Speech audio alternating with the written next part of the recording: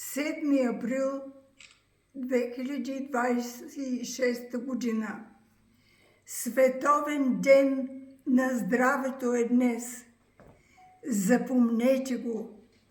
Болните да знаят, че е чест да отидеш на лекар, при медицинска сестра, да благодариш, че си ви излекували от болестта, да се загрижиш за здравето си ежедневно, да не чакаш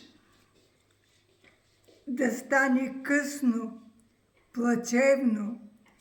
Лекувайте болките си на време, за да не станете за близките си тежко бреме. Ако няма кой да се грижи за вас, обадете се веднага.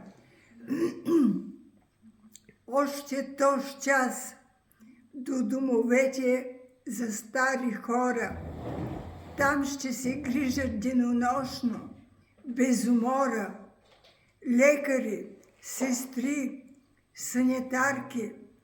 Не мислете, че за тях сте болни, жалки. Ще получите помощ, подкрепа, макар че съдбата, мъката не е лека. Добра дума им кажете и за подкрепата им благодарете.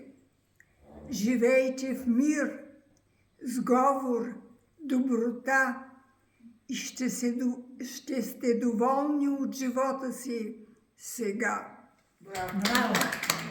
Браво! Браво!